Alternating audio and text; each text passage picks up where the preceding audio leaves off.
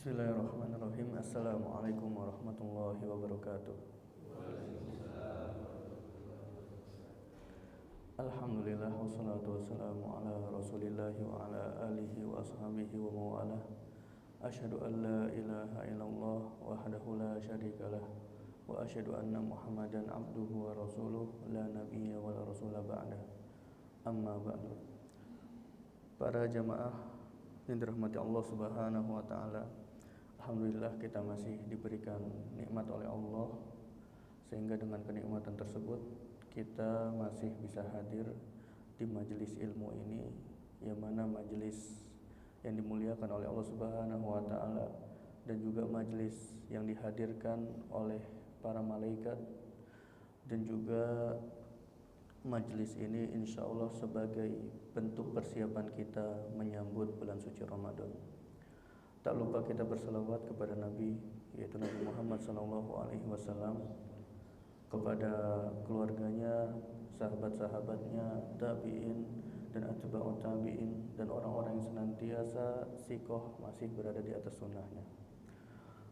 Jamaah yang dirahmati Allah Subhanahu wa taala, pada pertemuan yang lalu kita berhenti pada pembahasan syarat-syarat, yaitu syarat sah dan syarat wajibnya puasa, yang mana para ulama membedakan antara syarat sah dan syarat wajib.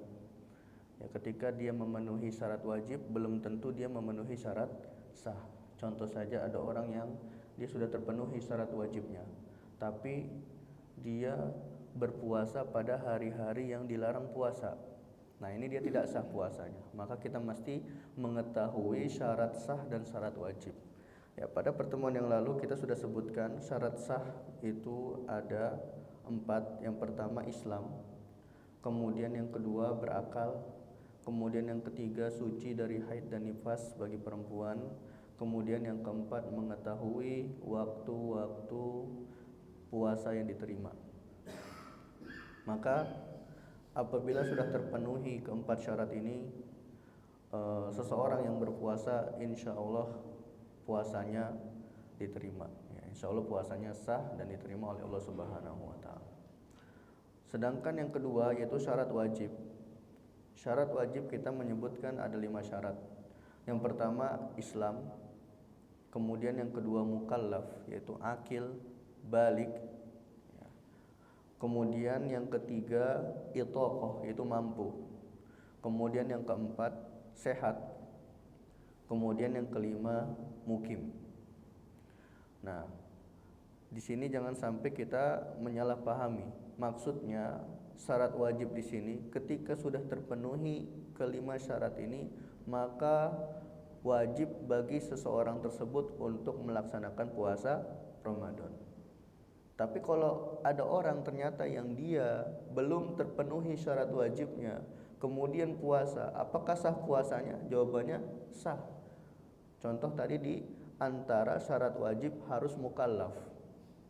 Ya, harus mukallaf. Di antara mukallaf syaratnya adalah balik, orang yang sudah balik. Nah, bagaimana seandainya ada anak kecil, sobi, sekitar usia 8 tahun dan dia belum balik melaksanakan puasa? Apakah sah puasanya? Jawabannya sah.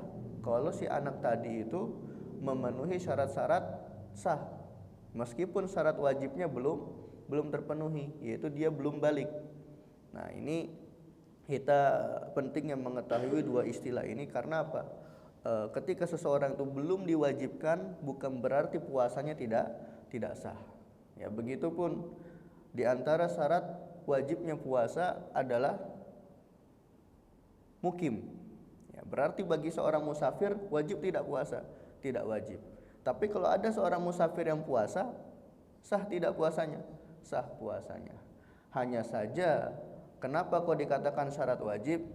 Supaya orang-orang yang tidak terpenuhi syarat wajibnya, dia tidak berdosa ketika dia tidak berpuasa.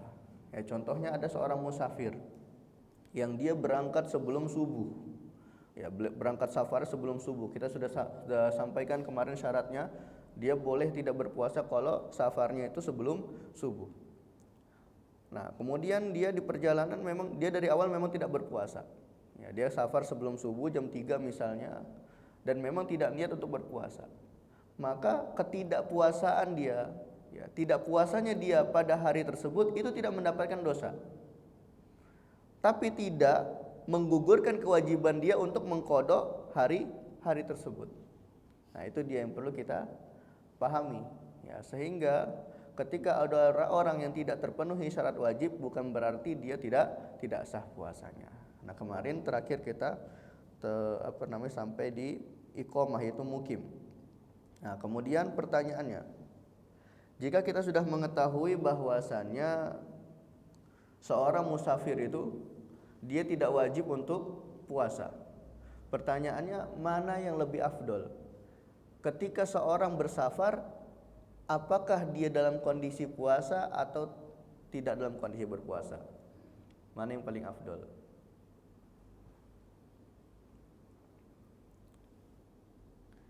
Ya, jawabannya beliau mengatakan wal afdalu as-saumu lil musafiri. Afdolnya seorang musafir itu puasa. Itu afdolnya. Ya, selama dia mampu, afdolnya dia berpuasa. Illam yasyukka alaihi. Syaratnya ini, illam yasyukka alaihi. Kalau tidak memberatkan bagi dia. Ya, jadi kalau tidak memberatkan bagi dia, afdolnya bagi seorang musafir itu safarnya dalam kondisi berpuasa. Apalagi kalau sekarang safarnya pakai transportasi yang sudah modern, ya, pesawat, kemudian ya kereta juga terbilang sudah nyaman gitu. Beda zaman dulu safarnya jalan kaki, safarnya naik unta, safarnya naik kuda. Nah, itu berasa sekali masyakohnya. Maka dari itu ketika ada seorang yang musafir, afdolnya dia berpuasa. Sekalipun kalau seandainya dia tidak berpuasa, boleh tidak? Boleh. Ya. Kalau seandainya dia safarnya tidak dalam kondisi berpuasa, boleh-boleh saja. Sekalipun transportasi yang dia gunakan itu pesawat. Misalnya dia sampai dari sini sampai ke Kalimantan misalnya hanya dalam beberapa jam, tapi dia tidak niatkan puasa, sah tidak? Sah, dia tidak berpuasa, nggak menjadi masalah, dia tidak berdosa. Ya, karena ilahnya, apa itu ilah? Sebabnya, sebab seseorang itu diperbolehkan untuk tidak berpuasa adalah safar. Sekalipun safarnya itu tidak didapati adanya kesulitan. Ya, jadi masyaqqah atau kesulitan itu hanyalah hikmah dari safar. Tapi illah diperbolehkan untuk tidak berpuasa adalah safar itu sendiri. Nah, jadi seperti itu. Maka beliau mengatakan wal afdalu shaumu lil musafiri illam yasyaqqa fa in syaqqa fal fitru afdalu. Ya, jadi afdolnya bagi seorang musafir itu dalam kondisi berpuasa jika tidak didapati adanya kesulitan. Lalu bagaimana kalau didapati adanya kesulitan? Fa in syaqqa fal fitru afdalu. Kalau seandainya ada kesulitan, maka afdolnya bagi musafir tersebut untuk tidak berpuasa, maka dia diperbolehkan berbuka. Ya, kemudian pembahasan selanjutnya, pada pertemuan yang lalu kan kita membahas syarat. Nah, sekarang kita membahas rukun. Ya, karena syarat dan rukun ini hampir-hampir sama, ya, sama-sama kalau tidak dikerjakan maka ibadah yang kita kerjakan itu tidak akan sah. Nah, kemudian rukun puasa, arkanus shaumi isnani. Rukun puasa itu ada 2. Jadi rukun puasa hanya ada 2. Yang pertama adalah niat. Ya, rukun puasa yang pertama adalah niat. Sawaun akana fardon am naflan. Baik puasanya itu puasa sunnah maupun puasa wajib. Pokoknya yang diwajibkan pertama adalah niat.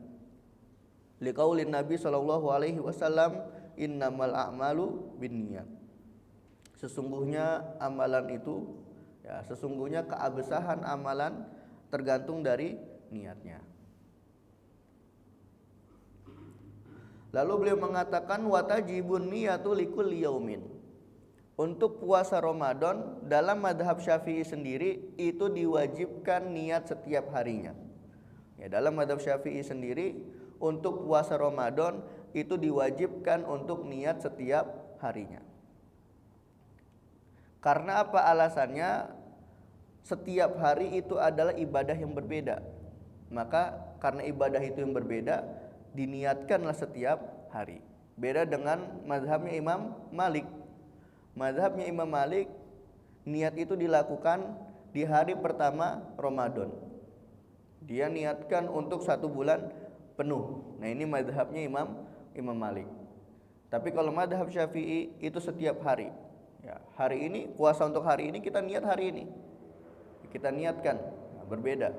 Nah, tapi dalam mazhab Syafi'i sendiri itu disunnahkan niatnya 2 kali. Misalnya di hari pertama dia niatkan untuk 1 bulan penuh, itu hukumnya sunnah, mengikuti mazhabnya Imam Malik. Kemudian setiap hari itu dia niatkan dengan niat yang sendiri, itu hukumnya wajib. Fungsinya apa? Apa faedahnya kita meniatkan 2 kali seperti itu? Misalnya seandainya di suatu hari dia bangunnya kesiangan, nah dia bisa mengambil mazhabnya Imam Malik di situ. Dia bangun kesiangan, ternyata belum niat puasa.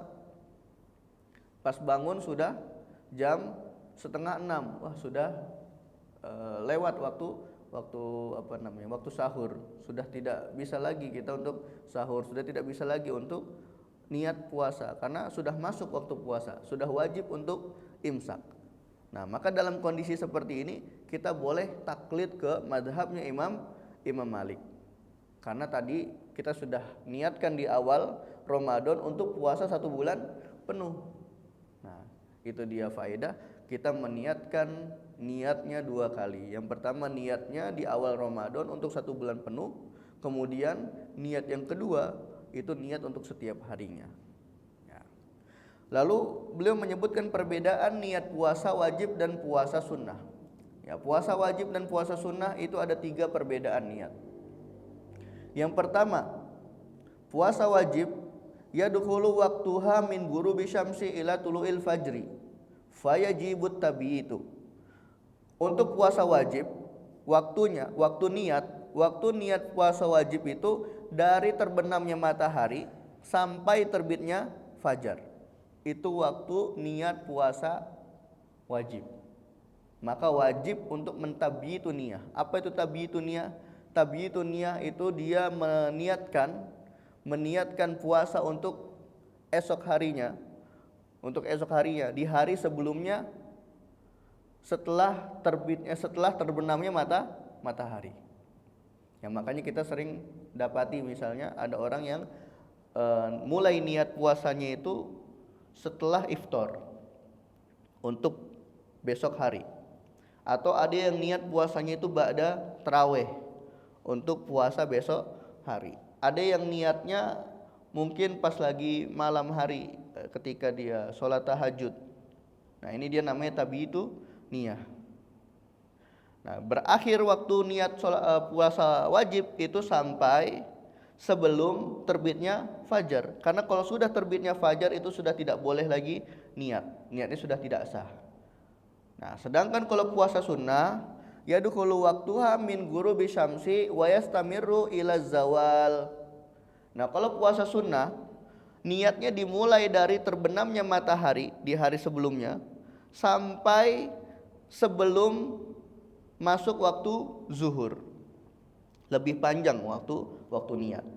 Ya, waktu niatnya puasa sunnah. Misalnya kita pengen puasa sunnah Senin Kamis. Nah, tapi kita belum niat di malam harinya. Kemudian kita kesiangan. Ya, sudah bangunnya itu sudah masuk waktu subuh, ya sudah azan. Nah, kalau sudah azan kan sudah tidak boleh lagi untuk untuk niat. Hukum asalnya. Kalau dia misalnya puasanya puasa wajib. Nah, ternyata karena puasa yang dia kerjakan adalah puasa sunnah, dia tidak kepikiran tuh mau niat di waktu subuh tadi. Terus berjalan sampai jam 10. Sampai jam 10 dan dia belum makan minum. Ya, pokoknya dia belum melakukan pembatal puasa. Dia kepikiran, ya sudahlah puasa saja. Sah enggak puasanya? Sah. Ya, karena dia masih pada waktu niat puasa sunnah. Ya, jadi kalau ada orang yang mau melaksanakan puasa sunnah, misalnya niat dia ingin puasa itu jam 11 siang, itu diperbolehkan selama dia belum melakukan pembatal puasa. Dia belum makan, dia belum minum. Nah, pokoknya dia belum melakukan pembatal-pembatal puasa. Itu hukum puasanya sah. Kemudian perbedaan yang kedua, puasa wajib yajibu ta'yinu. Wajib untuk menentukan puasanya. Ya, kalau puasa wajib itu wajib untuk menentukan puasanya. Misalnya kita niat puasa apa? Puasa Ramadan, kemudian puasa qada, kemudian puasa kafaroh atau puasa nazar. Nah, ini kita wajib mentakyin, wajib untuk menentukan puasa apa yang ingin kita kerjakan. Ini kalau puasa wajib. Sedangkan kalau puasa sunnah, la yajibu ta'yinu illa in kana shaumu muaqqatan. Tidak wajib untuk menentukan puasa apa yang kita ingin kerjakan dalam niat, kecuali kalau puasa sunnah tersebut adalah puasa muaqqat. Apa itu puasa muaqqat? Puasa muaqqat adalah puasa yang dikerjakan di waktu-waktu tertentu. Misalnya contohnya seperti puasa hari Arafah. Ya, hari Arafah kan kita puasa Arafah itu hanya pada hari Arafah. Nah, ini kalau kondisinya puasa yang muaqqat seperti ini, itu disunnahkan atau diwajibkan untuk mentakyin, yaitu untuk menentukan puasa apa yang ingin kita kerjakan. Kemudian perbedaan yang ketiga, la yajuzu ayajma'a baina shaumi fardhaini fi yaumin wahid. Tidak boleh menggabungkan antara dua puasa wajib dalam satu hari. Misalnya dia ingin melaksanakan puasa qada plus puasa kafaroh dalam satu hari, itu enggak boleh. Kalau puasa wajib itu tidak boleh digabung. Sedangkan puasa sunnah yajuzul jam'u baina shaumi naflaini fa aksar biniyatin wahidatin. Bolehnya kita menggabungkan antara dua puasa atau lebih dalam satu hari. Itu puasa sunnah. Ya, misalnya kita dalam satu hari, ya kita ingin puasa Senin Kamis, puasa Senin misalnya, dan itu bertepatan dengan hari Ayamul Bid misalnya. Kita niatkan puasa Senin, kita niatkan puasa Ayamul Bid. Nah, kemudian bertepatan juga dia pengen niat puasa apalagi puasa Wija misalnya. Ya, bagi yang belum mampu untuk menikah, dia disunahkan puasa Wija. Nah, dia juga niat puasa Wija. Nah, ini dia boleh ya menggabungkan banyak puasa sunnah dalam satu hari. Ini kalau puasa sunnah. Tapi kalau puasa wajib tidak boleh. Ya, puasa wajib satu hari hanya dikerjakan satu puasa wajib. Itu dia perbedaan antara puasa wajib dan puasa sunnah. Ya, ada 3 perbedaan tadi ya.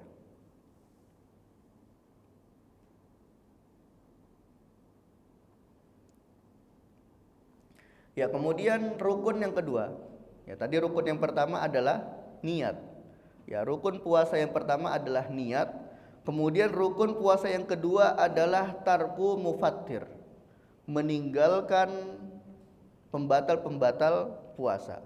Ya, tidak melakukan pembatal-pembatal puasa adalah rukun yang kedua dari puasa.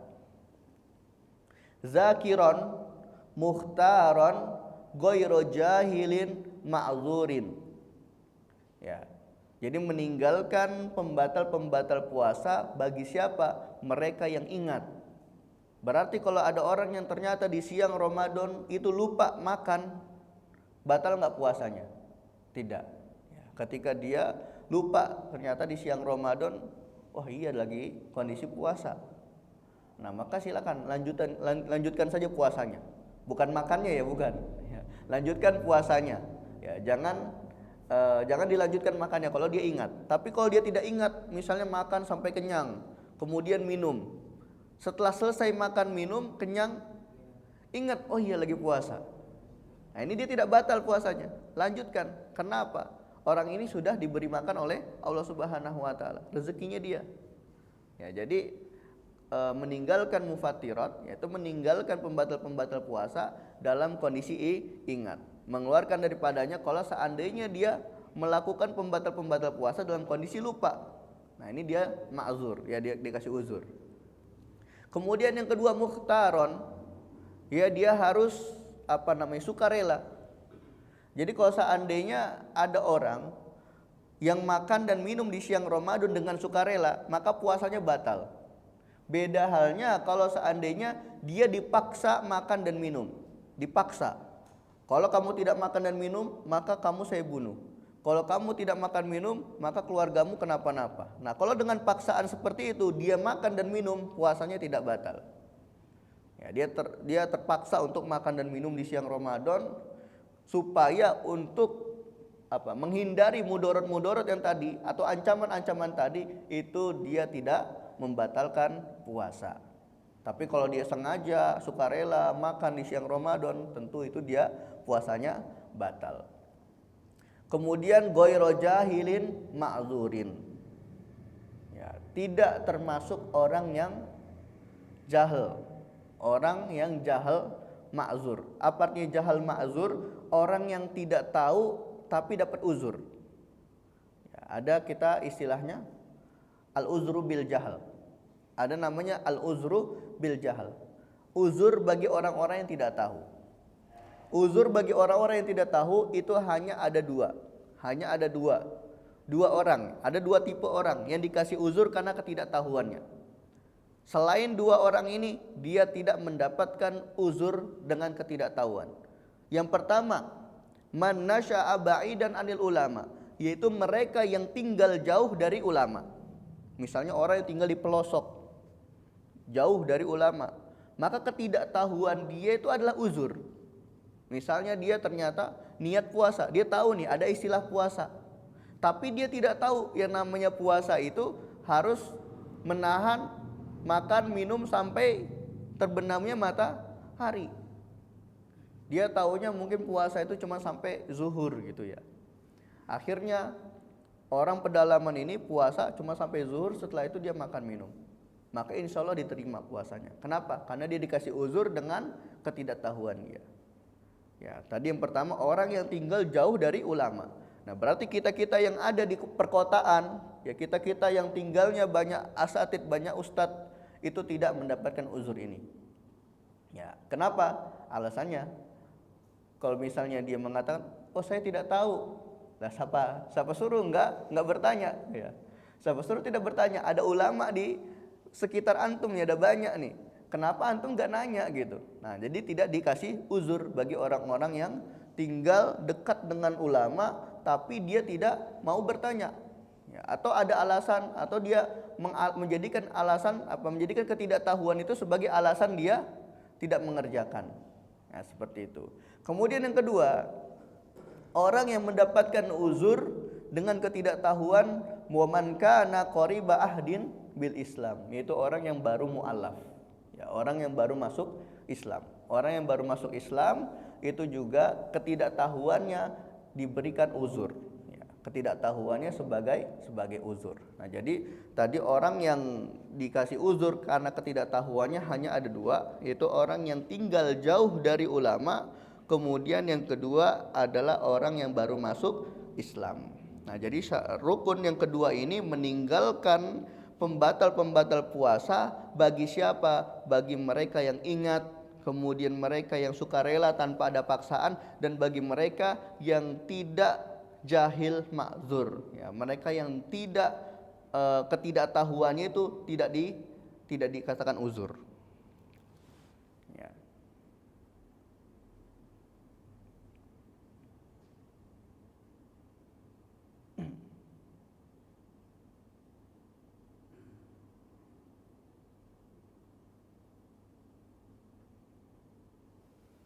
Ya, kemudian selanjutnya masuk pembahasan sunnah-sunnah puasa.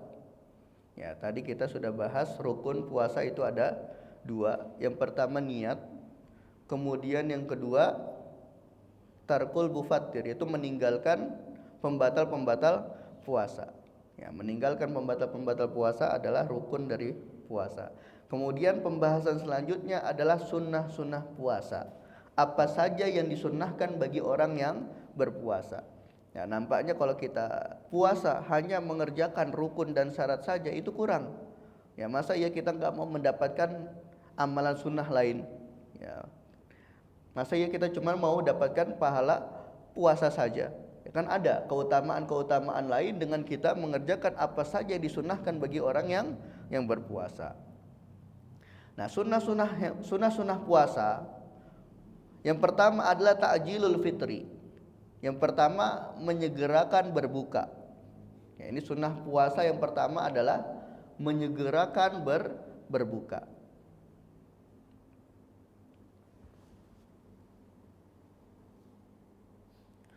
Menyegerakan berbuka iza tayaqqana, dengan yakin. Ya, jika dia sudah yakin masuknya waktu maghrib. Bi khilafi ma idza syakka, beda halnya kalau seandainya dia ragu apakah sudah masuk maghrib atau belum. Fayajibu alaihi ayak mala bil ikhtiyat wa yuakhira al fitra. Ya, kalau dia dalam kondisi ragu apakah sudah masuk waktu maghrib atau belum, maka wajib bagi dia untuk mentakhir bukanya, ya, untuk mentakhir iftarnya. Kapan dia disunahkan bersegera untuk berbuka? Kalau dia sudah yakin masuknya waktu maghrib. Beda halnya dengan orang yang ragu. Kalau orang yang ragu, maka wajib bagi dia untuk mengakhirkan iftarnya sampai dia yakin sudah masuk waktu maghrib. Nah, ini sunnah puasa yang pertama. Kemudian yang disunahkan bagi orang yang berpuasa yang kedua adalah as-suhur. Ya, as-suhur. Suhur atau sahur? Suhur atau sahur? Ya, kalau di Indonesia terkenalnya sahur ya. Ya, kalau di Arab itu terkenalnya suhur. Apa bedanya sahur dan suhur? Suhur adalah perbuatannya. Ya, suhur adalah perbuatannya. Sedangkan sahur adalah makanannya. Ya, hidangan. Hidangan itu sahur. Perbuatan kita makan di waktu tersebut adalah suhur. Nah, makanya para ulama fikih itu mengibarahkan dengan suhur, bukan dengan sahur. Ya, di Indonesia itu menggunakan sahur. Dalam artian sahur ini maksudnya adalah makanannya. Nah, tapi kita tidak masalah. Ya, dalam ilmu balaghah itu ada namanya majaz. Ya, kita anggap saja ini kita jadikan sebagai majaz. Ya, menyebut makanan yang dimaksud adalah perbuatan. Ya, itu tidak menjadi masalah. Sama seperti wudu. Wudu itu apa? Perbuatan kita berwudu. Kemudian air yang digunakan untuk berwudu kita sebut sebagai wadu. Ya, wazannya fa'ul. Kalau perbuatan wazannya fu'ul. Suhur, wudu itu perbuatan. Tapi kalau benda yang dipakainya itu wazannya wadu. Ya, apa wadu tadi ya? Fa'ul. Kemudian sahur. Nah, ini wazannya fa'ul. Nah, ini jadi beda wazan, beda makna. Makanya dalam ilmu sorof sendiri para ulama sorof itu mengatakan ziyadatul mabna tadullu ala ziyadatil makna. Ada tambahan dari bina atau sigo atau bentuk kalimat itu menunjukkan ada makna yang berbeda.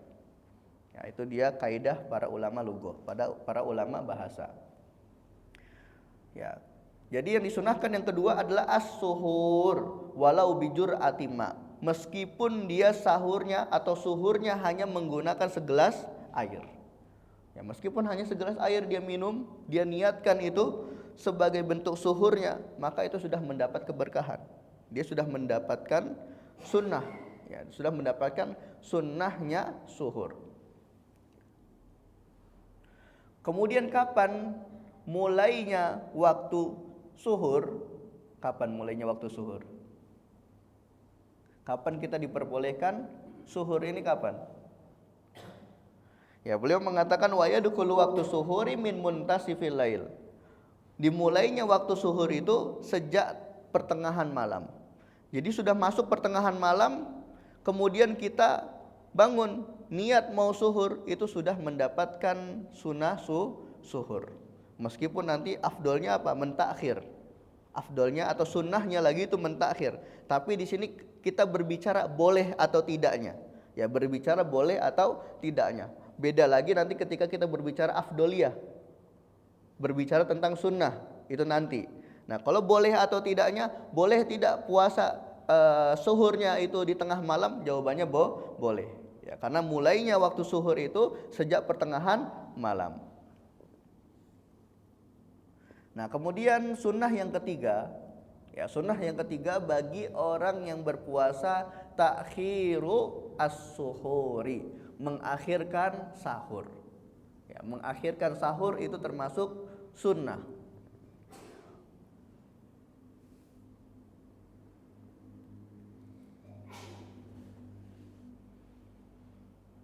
Ya, sunnah yang ketiga adalah mengakhirkan suhur.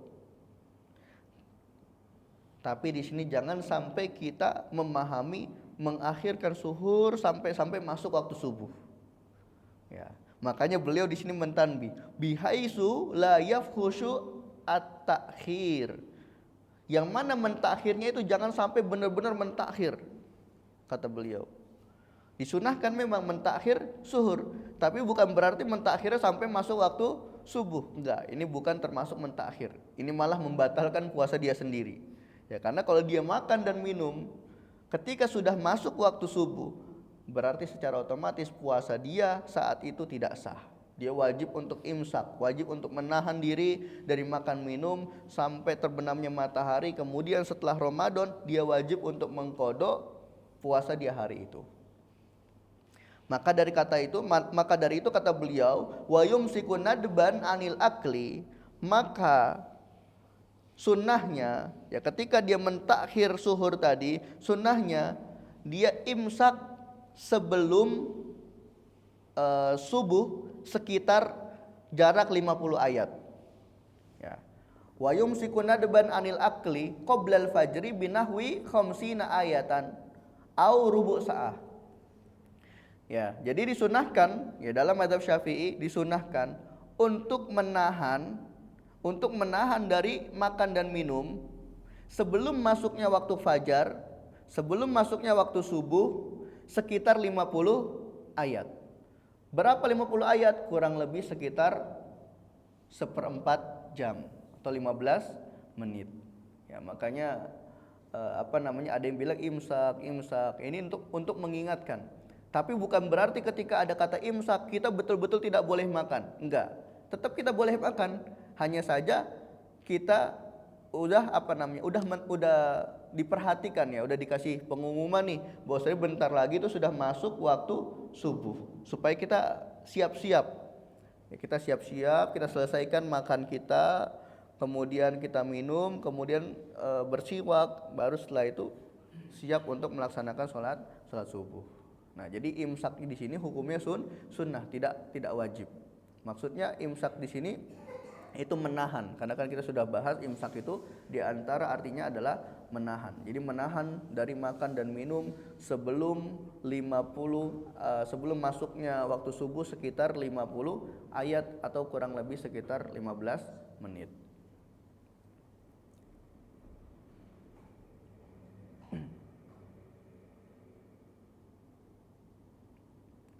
Kemudian yang disunahkan selanjutnya, yang disunahkan yang keempat, al-fitru ala rutobin witron. Yang disunahkan yang keempat adalah berbuka dengan rutob. Ya, berbuka dengan rutob 3 buah atau secara witir dengan ganjil. Ya, berbuka dengan rutob secara ganjil. Tahu ya rutob ya? Kurma basah, kurma yang masih muda. Rutob itu kurma yang masih muda, biasanya warnanya kuning atau ada yang warna merah, itu rutob. Nanti dia kalau matang jadi kurma biasa. Nah, jadi kurma yang kita temui di pasar-pasar yang warnanya hitam, itu kurma yang sudah matang. Nah, yang masih muda itu namanya rutob. Nah, itu di Sudan itu banyak, karena di sana memang banyak kebun rutob. Nah, ini afdolnya ya, disunahkannya berbuka menggunakan rutob dengan bilangan ganjil. Mau itu 3 atau 5, pokoknya bilangan ganjil. Nah, kalau di Indonesia sendiri kayaknya rutob itu mahal. Sekilonya bisa sampai 200.000 itu di Indonesia. Makanya kata beliau kalau nggak ada rutob gimana? Nah, fa'il lam yajid fa busri tamrin. Ya, kalau nggak ada rutob ya sudah pakai kurma biasa. Itu nggak menjadi masalah. Nah, terus bagaimana kalau orang yang nggak punya rutob, nggak punya kurma? Maka kata beliau pakai air zam-zam.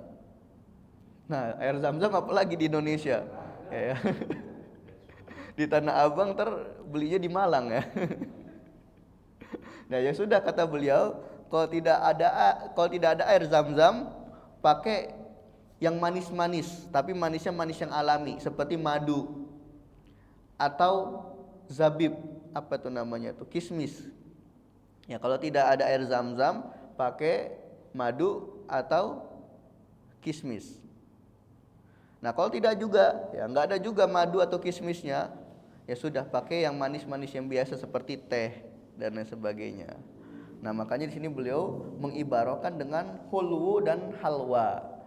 Ya, di sini ada perbedaan antara hulwu dan halwa.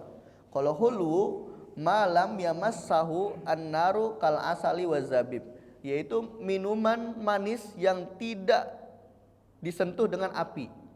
Ya, proses pembuatannya itu bukan karena api. Ya, jadi bukan dibakar, bukan direbus, enggak. Itu yang namanya hulu. Ya, seperti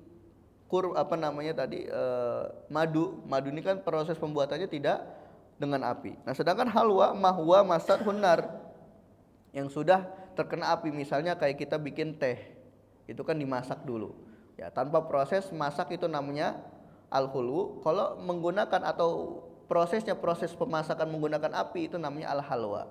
Nah, antara kedua ini mana yang lebih afdol? Afdolnya menggunakan yang pertama, al-hulu, yaitu menggunakan manisan yang alami, bukan hasil dari masak. Ya, jadi afdolnya kalau tadi tidak ada rutop, pakainya kurma biasa. Kalau enggak ada kurma biasa, pakai air Zam-Zam. Kalau enggak ada air Zam-Zam, pakainya manis alami, ya seperti tadi madu. Kalau tidak ada juga, ya sudah, baru pakai teh dan lain sebagainya, ya, gitu. Nah, kemudian yang disunahkan yang kelima,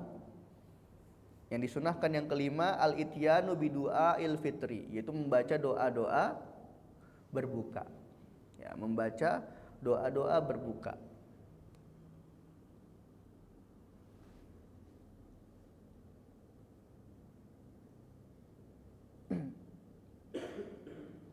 Nah, di sini beliau menyebutkan ada berbagai macam bentuk doa berbuka.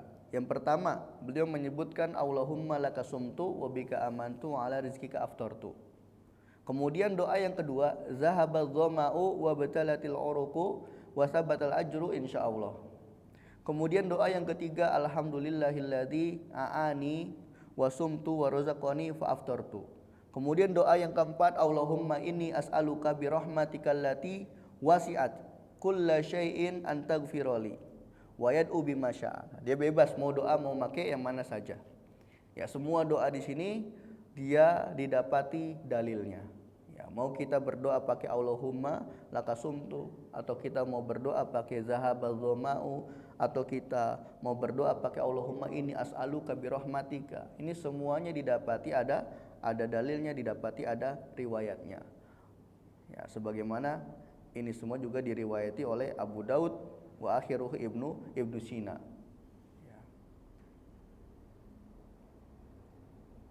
Ya, ala kulli hal dalam masalah berdoa itu al-amru wasi. Ya, perkaranya luas. Ya, dalam masalah berdoa perkaranya luas. Ya, afdolnya kita berdoa menggunakan doa-doa yang sudah didapati di dalam hadis-hadis Nabi. Ya, kita afdolnya berdoa menggunakan lafaz-lafaz yang sudah disampaikan oleh Nabi. Karena apa? Lafaz yang disampaikan oleh Nabi itu beberapa bentuknya ta'abbudi. Beberapa bentuknya itu adalah sebuah ibadah yang tidak bisa diganti dengan kalimat lain. Mungkin ada orang yang ahli bahasa, dia ingin mengganti kalimat tersebut, tapi Rasulullah memilih kalimat itu tujuannya apa? Karena ada bentuk ibadah di situ. Makanya kita afdolnya berdoa menggunakan doa-doa yang ada dalilnya. Ya, sedangkan doa-doa tadi semua ini itu ada dalilnya semua. Ya, Allahumma lakasumtu ada dalilnya. Zahabad dhama'u ada dalilnya. Alhamdulillahilladzi a'ani juga ada dalilnya. Kemudian Allahumma inni as'aluka bi rahmatika juga ada dalilnya. Insyaallah semua doa ini yang manapun yang kita pilih itu semua bernilai pahala. Ya, kemudian lanjut yang disunahkan yang keenam, Ya, tadi yang disunahkan kelima itu berdoa, yaitu berdoa ketika berbuka. Kemudian yang keenam taftirus shaimin, memberi iftar bagi orang-orang yang berpuasa. Ini termasuk sunnah. Pahalanya pun sangat besar. Ya, karena didapati dalam sebuah hadis, ya, barang siapa yang memberikan makan kepada orang yang berpuasa, maka dia akan mendapatkan pahala puasa itu sendiri, tanpa mengurangi puasa orang yang berpuasa. Jadi secara tidak langsung dia mendapatkan dua puasa tuh. Dia puasa Ramadan, kemudian dia memberi iftar bagi orang yang berpuasa. Secara tidak langsung dia mendapatkan dua pahala puasa. Pahala puasa diri dia, pahala puasa orang yang dia kasih makan. Itu kalau satu. Kalau dikasih makannya banyak, masya Allah, besar sekali puasanya, pahala puasanya. Makanya taftirus shaimin lima fihi minal ajri al kabir, yang mana di dalamnya itu didapati pahala yang sangat besar, sebagaimana disebutkan di dalam hadis, man fattara shaiman kana lahu mislu ajrihi ghairu annahu la yunkisu min ajri shaimi syai'an. Barang siapa yang memberikan iftar bagi orang yang berpuasa, maka dia mendapatkan pahala yang sama dengan orang yang berpuasa tadi, tanpa mengurangi tanpa mengurangi pahala orang yang berpuasa sepeser pun. Nah, itu masya Allah ya. Hadis ini diriwayatkan oleh Tirmidzi dan disahihkan oleh Ibnu Majah, Ibnu Khuzaimah dan Ibnu Hibban. Jadi yang disunahkan yang keenam adalah taftirus shaimin, memberi iftar bagi orang yang berpuasa. Kemudian yang disunahkan yang ketujuh, al-igtisalu minal janabati qoblal fajri, mandi junub sebelum fajar. Ini bagi orang yang junub di malam harinya. Ini disunahkan mandi junub sebelum masuknya waktu subuh bagi yang junub di malam harinya. Tapi seandainya ada orang yang junub di malam hari, kemudian dia mandi junubnya setelah azan, boleh atau tidak? Boleh. Puasanya tetap sah. Tapi kalau dia sampai terlambat melaksanakan sholat berjamaah, nah di sini dia yang tidak mendapatkan keutamaan jamaah.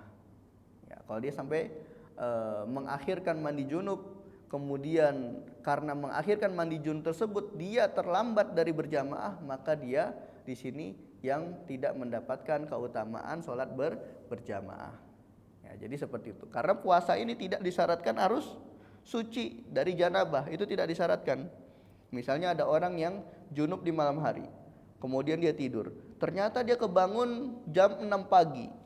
Ya, qadarullah dia bangun kesiangan jam 6 pagi. Tapi dia sudah niat puasa di malam hari itu. Maka puasa yang dia kerjakan untuk hari itu tetap sah. Karena tidak ada syarat sahnya puasa itu harus suci dari junub, itu tidak ada. Ya, jadi nanti dia tinggal mandi, kemudian dia sholat subuh. Nah, tapi tadi ya kalau dia mengakhirkannya sampai keluarnya waktu subuh tanpa uzur, dia berdosa.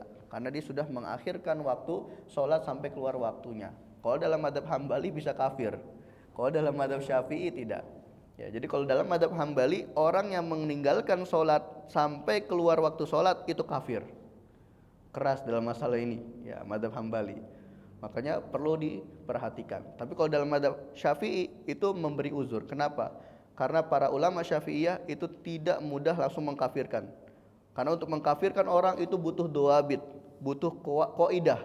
Jadi harus dilihat terlebih dahulu. Makanya dalam mazhab Syafi'i untuk mengkafirkan orang yang meninggalkan sholat itu dilihat ada rinciannya. Alasan dia meninggalkan sholat kenapa? Karena malas atau karena mengingkari kewajibannya. Kalau mengingkari kewajibannya dia kafir. Kalau dia karena malas masih dianggap muslim, tapi dihukumi fasik. Tetap dia ketika wafat kita perlakukan sebagaimana wafatnya orang muslim, dimandikan, dikafankan, disolatkan, kemudian dikubur di kuburan orang Islam. Tapi kalau orang yang mengingkari wajibnya solat meskipun KTP-nya Islam, itu dia diperlakukan sebagaimana orang kafir. Seperti itu.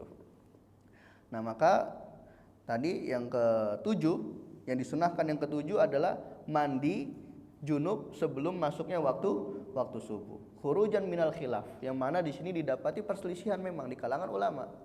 Ada yang mewajibkan.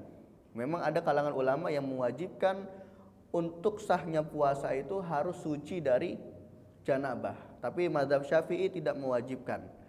Nah, hanya saja supaya tidak terjadi perselisihan, karena kan ada kaidah khurujum minal khilaf mustahab. Keluar dari perselisihan itu adalah perkara yang dianjurkan. Jadi kalau ada orang yang berselisih ini, ada orang yang berselisih ini terkait dengan dua permasalahan, maka kita cari jalan keluarnya supaya kita tidak terjerumus pada perselisihan yang ketiga. Ya, makanya khurujum minal khilaf kita sunnahkan untuk mandi sebelum masuknya waktu subuh. Ya, disunnahkan untuk mandi junub sebelum masuknya waktu subuh. Ini khurujun minal khilaf, keluar dari perselisihan. Kemudian yang disunnahkan yang ke-8 adalah al-igtisalu kullalailatin min layali Ramadan ba'dal maghribi. Ya, yang ke-8 disunahkan untuk mandi setiap malam setelah maghrib. Ya, ini disunahkan mandi setiap malam setelah maghrib, khusus di bulan Ramadan. Ya, meskipun ini tidak ada dalilnya. Ya, permasalahan ini tidak ada dalilnya, tapi alasannya apa? Alasannya supaya ketika dia melaksanakan sholat tarawih dalam kondisi segar. Itu alasannya. Ya, jadi untuk perkara mandi setiap malam setelah maghrib di bulan Ramadan itu disunnahkan meskipun tidak ada dalilnya, tapi alasan beliau memasukkan perkara ini dalam permasalahan sunnah karena supaya orang yang ingin melaksanakan sholat tarawih nanti dalam kondisi segar, dan ini afdol, ini wasilah kebaikan. Ya, karena kita punya kaidah al-wasailu laha hukmul maqasid. Wasilah itu mengambil hukum maksudnya. Sholat tarawih hukumnya apa? Sunnah. Ya, sholat tarawih hukumnya sunnah muakkadah. Nah, kita supaya bisa melaksanakan sholat tarawih itu dengan khusyuk, dengan segar, dengan cara apa? Wasilahnya mandi. Maka wasilah untuk melaksanakan sholat tarawih dengan khusyuk dan segar itu juga disunnahkan.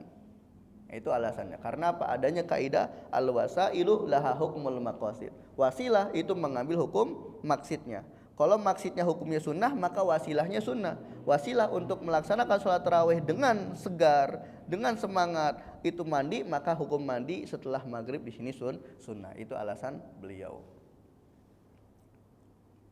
Kemudian yang disunahkan yang ke-9, al-muhafadzatu ala sholati tarawih min awwali lailatin ila akhiri lailah. Ya, jadi yang disunahkan yang ke-9 itu konsisten dalam mengerjakan sholat tarawih dari awal bulan sampai akhir bulan. Ya, awal bulannya rame. Ya, sampai soft belakang. Semakin lama semakin maju. Semakin lama semakin maju. Apalagi 10 hari terakhir. Ya, padahal di 10 hari terakhir ini disunahkan kita untuk lebih semangat lagi ibadahnya. Karena di sana ada malam yang setara dengan 1000 bulan, masya Allah. Kita mengerjakan ibadah di situ setara dengan kita beribadah 1000 bulan. Tapi faktanya apa? Sekarang 10 hari terakhir itu malah sibuk shopping. Kadang itu kalau yang mudik masih mending, karena ada alasan mau silaturahmi. Tapi kalau yang dia sibuknya ke pasar atau ngebuka-buka Shopee, nih mana nih baju kira-kira nanti yang mau kita pakai untuk lebaran. Nah, ini sangat disayangkan yang seperti itu ya. Padahal banyak keutamaan yang harus kita kerjakan di 10 hari terakhir. Makanya harusnya bukannya semakin akhir semakin maju, enggak. Harusnya semakin akhir itu semakin mundur, semakin penuh masjid-masjid. Harusnya ya. Tapi ya sangat disayangkan. Ya, makanya beliau mengatakan disunahkan bagi orang yang berpuasa itu untuk muhafadzatu ala sholati tarawih, untuk konsisten menjaga sholat tarawih dari awal malam sampai malam terakhir. Qala alaihi salatu wasalam, yang mana Rasul sallallahu alaihi wasallam bersabda, man qoma ramadhana imanan wa ihtisaban ghufira lahu ma taqaddama min dzambi. Barang siapa yang melaksanakan sholat tarawih dengan penuh keimanan dan mengharapkan pahala dari Allah Subhanahu wa taala, ghufira lahu ma taqaddama min dzambihi, maka akan dihapuskan segala dosa-dosa dia yang telah berlalu. Ya. Kemudian syarihnya mengatakan, beliau mengatakan yang dimaksud dengan qiyami Ramadan di sini adalah sholat tarawih. Ini maksud qiyam dalam hadis ini adalah sholat tarawih. Man qoma Ramadana, barang siapa yang melaksanakan sholat tarawih. Nah makanya masya Allah ya, keutamaan sholat tarawih itu sangat-sangat besar. Ya, diampuni dosa-dosa kita yang telah lalu kalau seandainya kita melaksanakan sholat tarawih tersebut dengan penuh keimanan, kemudian mengharapkan pahala dari Allah Subhanahu wa taala. Ya, karena sunnah-sunnah puasanya masih panjang, mungkin kita lanjut pertemuan yang akan datang ya. Nah, kita cukupkan sampai sunnah-sunnah puasa nomor 9, yaitu al-muhafadzatu ala sholati tarawih, yaitu jaga atau konsisten melaksanakan sholat tarawih dari awal bulan sampai akhir bulan. Allahu a'lam bishawab. Mungkin ada pertanyaan, silakan ditanyakan.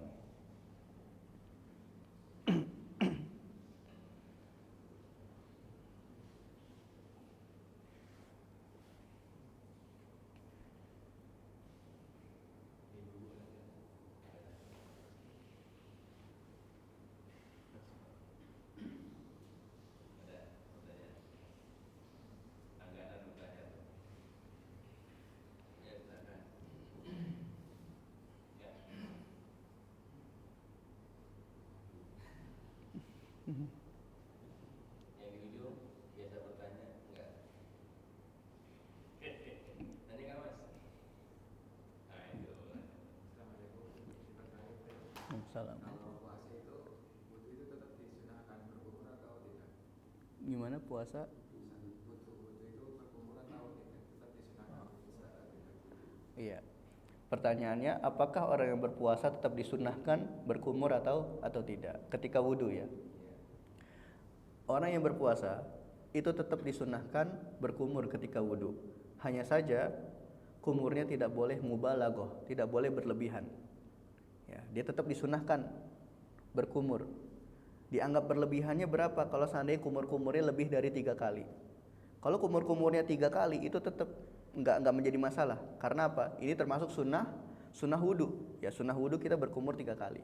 Tapi kalau kita kumur-kumurnya lebih dari 3 kali, kemudian ketelan, nah maka puasanya batal. Ya, puasanya batal. Jadi bagi orang yang berpuasa tetap disunahkan untuk berkumur ketika wudu. Ya, seperti itu.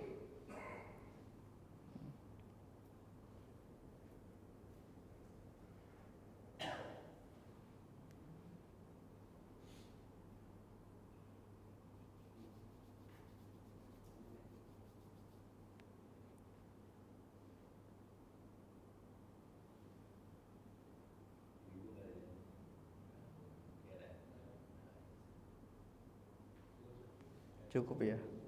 Ya, jika tidak ada pertanyaan yang lain, kita akhiri dengan alhamdulillahirabbil alamin dan doa kafaratul majelis. Subhanaka Allahumma bihamdika asyhadu an la ilaha illa anta astaghfiruka wa atubu ilaik. Wal asr innal insana lafi khusr illa alladzina amanu wa amilus solihati wa tawassaw bil haqqi wa tawassaw bis sabr. Assalamualaikum warahmatullahi wabarakatuh.